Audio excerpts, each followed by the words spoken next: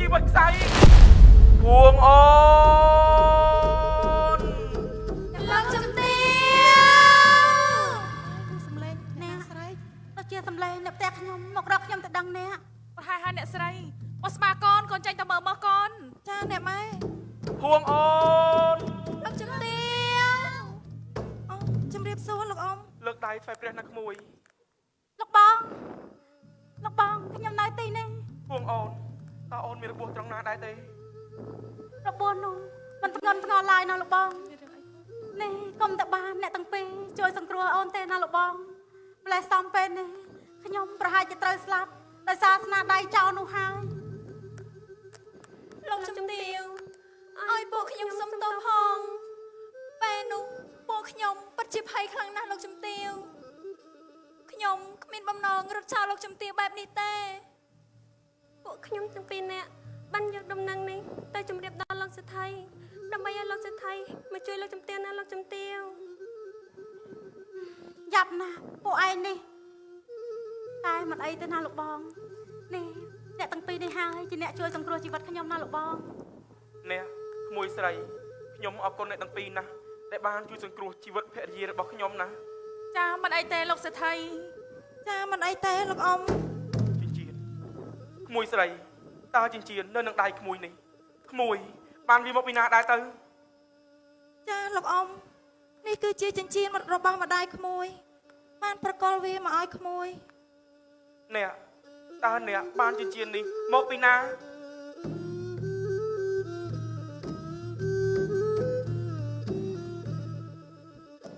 តើអ្នកអើយបានវាមកពីណាឆាប់ស្ដីវាចាប្រាប់ខ្ញុំផងចិញ្ចៀនល្អប្លែកញើយពេកកន់ឡ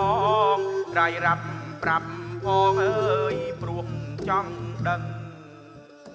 ចិញ្ចៀនបញ្ចាំដួងចិនខ្ញុំដីឈ្មោះសងខំអើយគប់ដនដឹងសន្យាបែបរត់អើយស្ងាត់បានឆឹងស្ងាត់គ្មានដំនឹងអើយអ្វីសងឡើយដំនឹងអើយអ្វីសងឡើយចិញ្ចៀនបញ្ចាំដួងចិត្តខ្ញុំប្តីឈ្មោះសុកខំកប់ដណ្ដឹងសន្យាបែបប្រត់ស្ងាត់បាត់ឆឹងស្ងាត់គ្មានដំណឹងថានៅទីណាថ្ងៃដែលសុខុមចាកលំនៅចេញទៅជួញដូរផ្លូវជលសា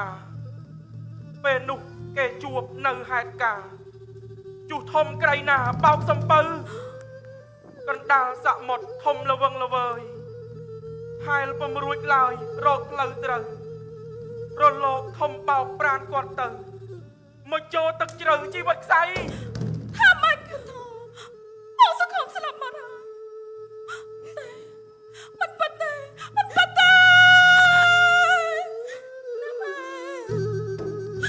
្តីសុំឡើយហើយឯងក៏មកដល់ចិត្តទៅចោលអូនយ៉ាងដូចនេះ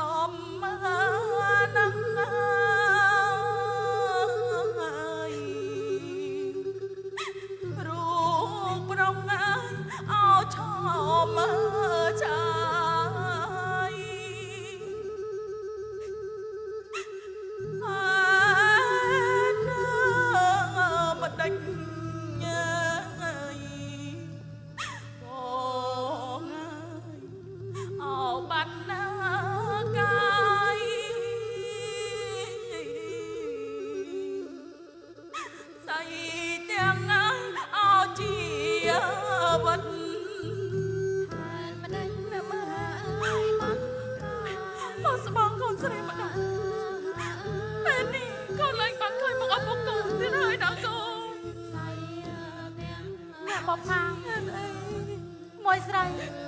ខ្ញុំអ្នកទាំងពីរកាត់ចិត្តទៅ ពិតមែនហើយអ្នកបុប្ផា រាល់ថ្ងៃរងស្រីតែងទន្ទឹងថាប្រលឹងនឹងមើលវៃវល់មករកកូននឹងរងស្រីរំរងជាថ្មីចំគ្រួសារ អ្នកបុប្ផាកាត់ចិត្តទៅណាអ្នករឿងនេះវាបានកន្លងទៅយូរឆ្នាំណាស់មកហើយទុកខំគេបានទិញចិញ្ចៀននោះសម្រាប់បញ្ចាំចិត្តនារីណាដែលព្រមទទួលគេជាគូអនាគតប៉ុន្តែគេមិនដែលប្រាប់ឈ្មោះឬក៏អត្តសញ្ញាណនារីណាមួយដែលគេស្រឡាញ់នោះមកប្រាប់ខ្ញុំតតែសោះ លោកសេដ្ឋីពួកយើងទាំងពីរនាក់បានរួមរស់ជាមួយគ្នាតែគ្មានចាស់ទុំដឹងឮឡើយលោករយៈក្រោយមុនគាត់ចេញទៅគាត់បានទុកចិញ្ចៀននេះឲ្យខ្ញុំហើយប្រាប់ខ្ញុំឲ្យចាំគាត់មកចូលស្ដីដណ្ដឹងក្រោយពីគាត់មកបញ្ជូនដល់វិញអស់រយៈពេល16ឆ្នាំហើយខ្ញុំមិនដែលបានទទួលដំណឹងពីគាត់ទៅតែសោះខ្ញុំតែងតែគិតថាថ្ងៃណាមួយគាត់នឹងវិលមករកពួកខ្ញុំវិញណាលោកសេដ្ឋី អ្នកបុប្ផាសូមអ្នកកាត់ចិត្តទៅធ្វើមិនដាច់បាព្រំលិខិតកម្រិតមកបែបនេះទៅហើយ អ្នកបុប្ផាសូមអ្នកកាត់ចិត្តទៅណាអ្នកសុខុមគ្នាបានទៅឋានស្ងប់សុខទៅហើយ មិនហើយណែកាត់ចិត្តទៅណាណែ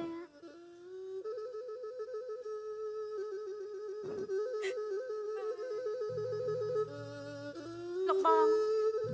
ខ្ញុំពិតជាមាននិស្ស័យជាមួយក្មួយស្រីបោះស្បានណាអ្នកទាំងពីរជាអ្នកមានគុណជួយសង្គ្រោះជីវិតខ្ញុំហើយម្យ៉ាងទៀតពួកគេទាំងពីរក៏ជាប្រពន្ធកូនមកសម្លាញ់របស់បងដូច្នេះខ្ញុំកាត់ចង់ ត្រូវសងគុណណៃអណាបងហើយអ្នកទាំងទ្វេហាអើយស្រោចស្រង់អើយសង្ខាអើយបងហើយខ្ញុំបានរួចរួម ស្រោចស្រង់សង្ខាអើ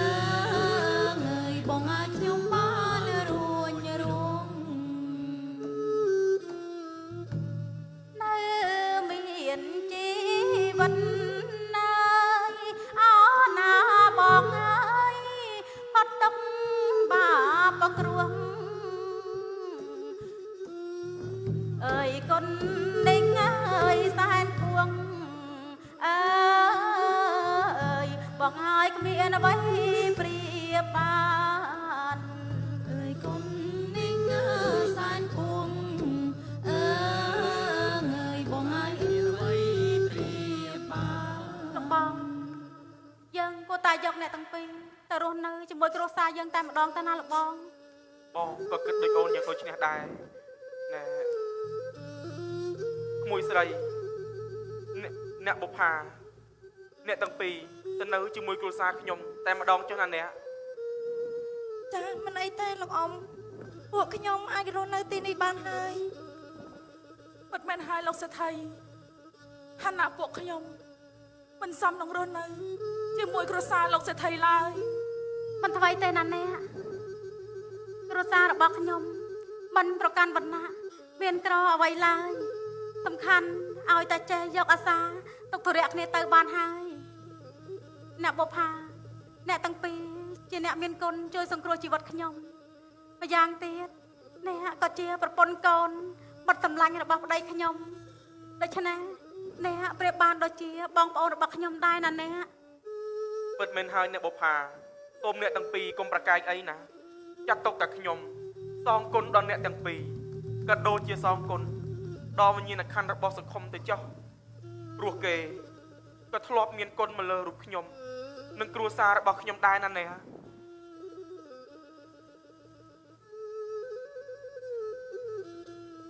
ចាលោកអរគុណហើយលោក សេដ្ឋី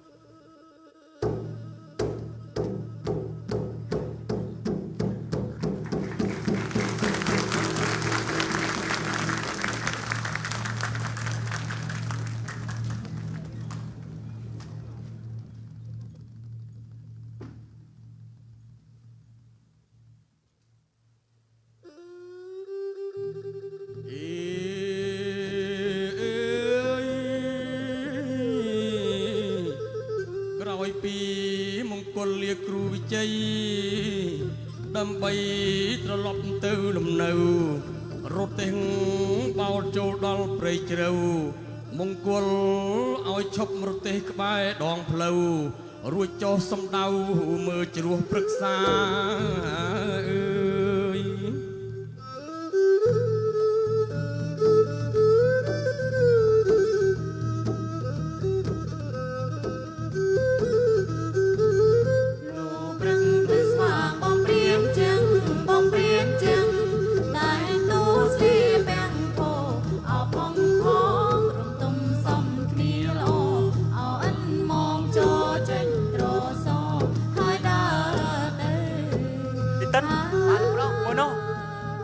ក៏កោះនឹងនួនធំល្អណាស់ហើយលោកប្រុសធំល្អណាស់មែនហើយបីមេឡើងជាតែម្ដងទឹកសនសើមធ្លាក់ត្រជាងកាយត្រជាងកាយរុងកជាតិទាំងឡាយស្រងអបំប្រងភូមិរាឆ្វែលច្រើនអកនឡងតុំក្រេបលំអងគេសបកាមិនមែនហើយលោកប្រុសមកទៅខាងនោះខ្ញុំតែក្រេបអងកៅមែនហើយខ្មុំច្រើនណាស់ជ្រលងដងភ្នំធំហើយខ្ពស់ធំហើយខ្ពស់ទឹកជ្រងធ្លាក់បោកទុំអសិងឡាមើលនំវងរឹងពេញអប្រឹងសាបាំងសៃបាំងសាស្រែកអើងកង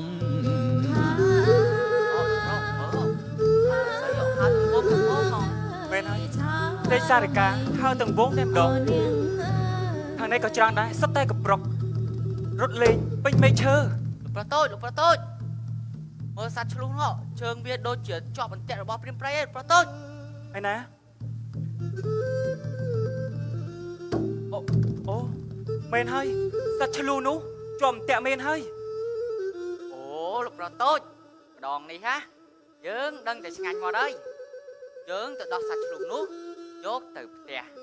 ដើម្បីធ្វើម្ហូបឲ្យឆ្ងាញ់មកម្ដងព្រោះមិននិយាយបានសត្វព្រៃហូបផងអញ្ចឹងម្ដងនេះដឹងតែឆ្ងាញ់មកហើយលោកប្រុសទេនេះតិននាយមិនត្រូវមានគំនិតបែបនេះទេរាល់ជីវិតមនុស្សសត្វតែងតែប្រាថ្នារកសុខរៀងខ្លួន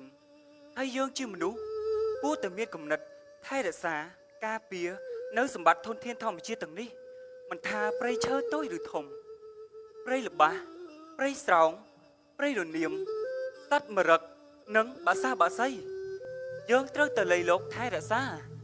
កាលបើធនធានធម្មជាតិទាំងអស់នេះត្រូវបាត់បង់ហើយនោះមនុស្សយើងក៏ពិបាកនឹងរស់នៅដែរណាតើយល់ទេនីតិនបាទលោកប្រុសតូចខ្ញុំយល់ច្បាស់ហើយនេះដោយសារតែខ្ញុំល្ងិតល្ងង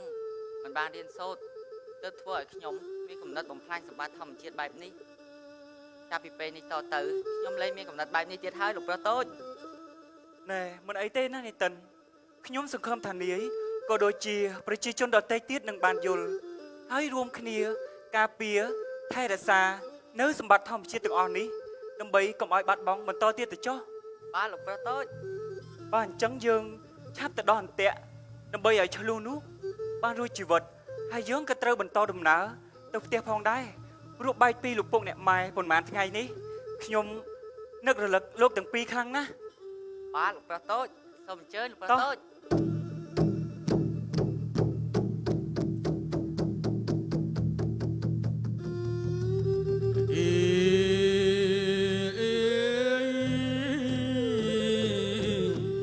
ក្រោយបានចូលនៅផ្ទះសេដ្ឋីស្រស់ស្រីបោះស្បានឹងអ្នកម្ដាយរស់នៅសុខស្រួលឥតខ្វល់ខ្វាយ ទុក្ខាចាឆ្ងាយព្រាត់បាត់ទៅអើយ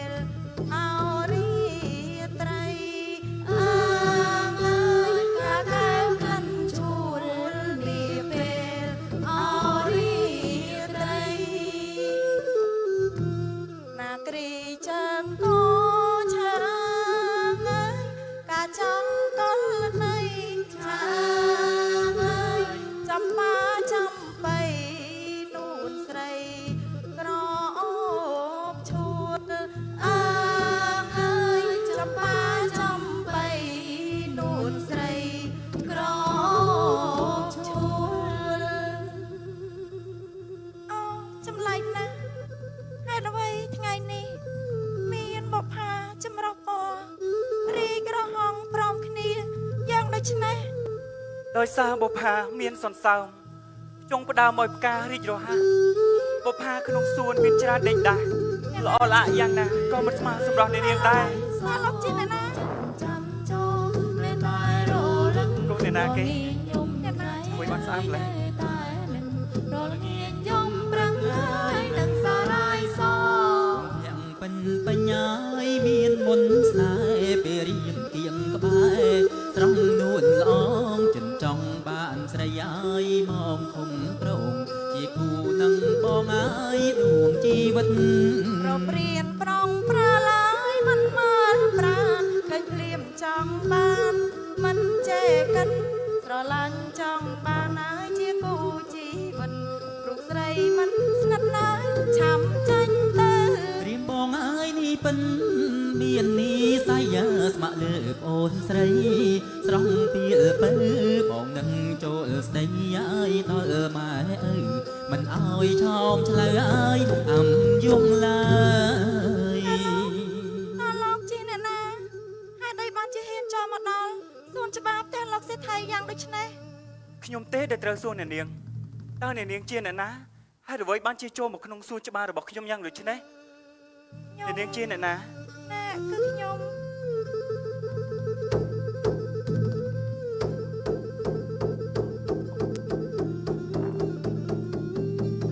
លោកអ៊ំ អើល្អហើយក្មួយស្រី បោះស្បា លោកពុកអ្នកម៉ែ បោះស្បា កូនត្រឡប់មកវិញហើយអើល្អហើយកូន បង្គោលកូន បាទអ្នកម៉ែ ត្រឡប់មកវិញហើយឯកូន បាទ បាច់ក៏មិនឆាប់ទៅរកពុកម៉ែអញ្ចឹងបែរជាមកនៅសំងំក្នុងសួនច្បារអានេះទៅវិញអញ្ចឹងអាកូន បាទអ្នកម៉ែគឺខ្ញុំណែ អើមិនបាច់និយាយអីទេណានេះតិនប្រាប់ពុកម៉ែអស់ហើយ មិនមែនហើយលោកប្រុស អ្នកបុប្ផារឿងដែលយើងនិយាយគ្នាថ្ងៃមុននោះខ្ញុំសួរនាំក្មេងៗហើយណា ការអ្នកស្រីត្រាច់តែអ្នកស្រីចាត់ចែងទៅចុះ បង្គោលកូន បាទអ្នកម៉ែ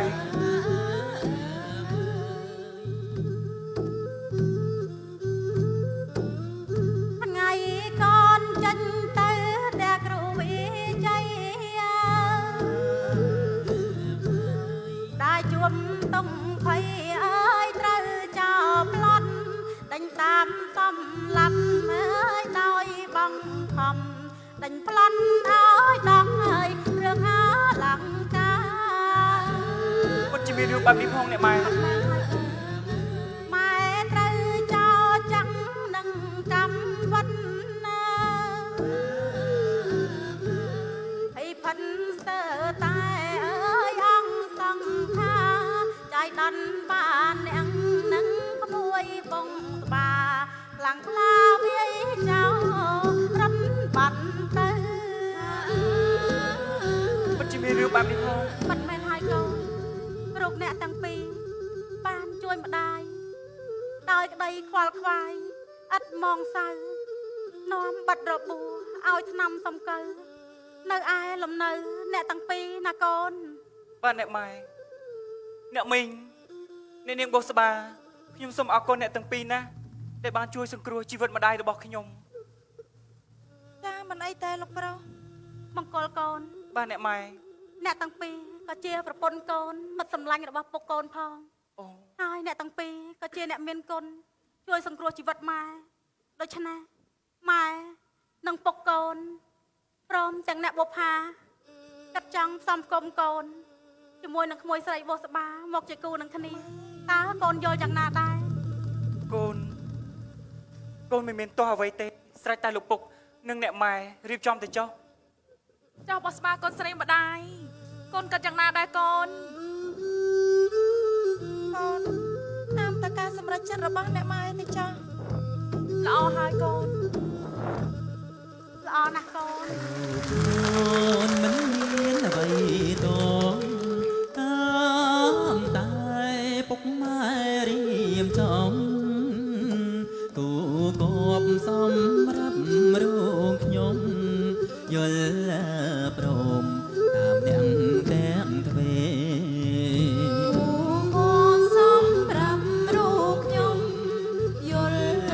ព្រមតាមអ្នកទាំងវេចំណែករូបកូនស្រីវិញគ្មានអ្វីនឹងត្រូវរីរ៉េម្ដាយថាល្អហើយត្រូវតែតាមអ្នកមានគុណមេត្តាម្ដាយថាល្អហើយត្រូវតែតាមអ្នកមានគុណមេត្តាកូនទាំងពីរព្រមទទួលយកនៅសេចក្ដីស្នេហាតាមអ្នកមានគុណថ្លៃថ្លាម្ដាយទុំលោកឪពុកដាំតាមអ្នកមានគុណថ្លៃថ្លាម្ដាយទុំលោកឪពុកដាំ មិនអីទេកូនទាំងពីរណែមើលទៅកូនយើងទាំងពីរនេះដូចជាយល់ចិត្តគ្នាដែរហើយបើអញ្ចឹងពួកយើងគួររកពេលល្អណាមួយដើម្បីរៀបចំមង្គលការឲ្យកូនយើងតែម្ដងទៅណាអូនអ្នកបុប្ផា ចាលោកសេដ្ឋី ចៃយោលោកប្រុសតូចរបស់ខ្ញុំបានភរិយាហើយយេ